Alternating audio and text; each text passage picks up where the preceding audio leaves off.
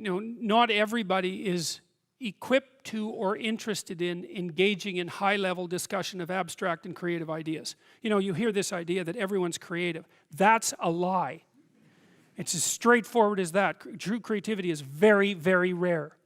And if you happen to be a creative person, or if you happen to be someone who's profoundly interested in ideas, you are in a pronounced minority, just as you are if you happen to be extremely extroverted or extremely agreeable or extremely conscientious. These are minority issues, and what you do is you find like-minded people who are capable of engaging that. Heavyweight weightlifters compete with heavyweight weightlifters for a reason, and everyone thinks that's fine, and the same thing applies to intellectual and creative endeavors. So what you do is you try to find a community where that's the nature of the community, and you likely have to find a relationship like that as well. So I don't think so. I think what contributes to the siloing is the arrogance that goes along with it.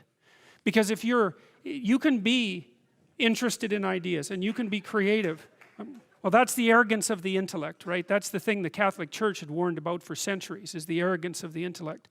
So because if you're wise as well as smart, and there is no relationship between being smart and being wise, they are not the same thing. There's no quick pathway from smart to wise.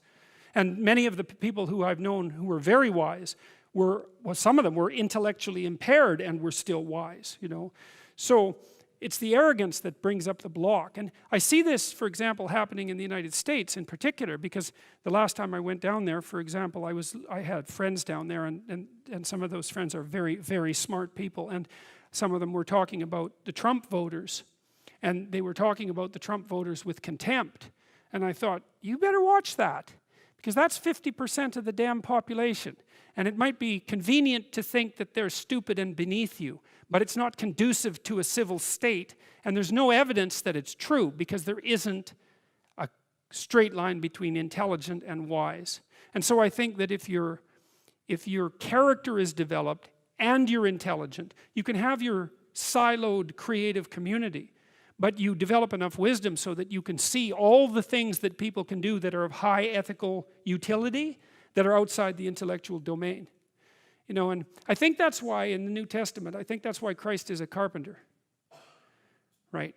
Because, well, first of all, a carpenter is one of those jobs that when you're dishonest, it manifests itself immediately, because what you build falls down. And so if you're an honest carpenter, you build a good house. So there's a nice metaphor there. But it's also a warning, in some sense, against the equation of intellectual brilliance with moral superiority. And so if the intellects would drop their moral superiority, and fat chance there is of that, then the divide between the working class, say, and the elite would resolve. And there's every reason to have respect for decent working class people. I mean, it's on their labor, as the left-wingers at least hypothetically agree, that the entire edifice of the culture is resting. So you can have your cake and eat it too, but you have to not assume that your niche makes you superior. And it's very difficult for smart people, especially smart. There's this scene in Nietzsche's, it's in Thus Spake Zarathustra, where Zarathustra, the prophet, comes down from the mountain, and he comes into a public square, and there's this crowd around this little midget who's only about this high, who has a gigantic ear, and everyone is marveling at him. Well, that's what the modern intellect is like. It's a midget with a giant, well, mouth generally, not an ear. And the being is underdeveloped, but the intellect is hyper activated. And it makes the person extraordinarily unbalanced.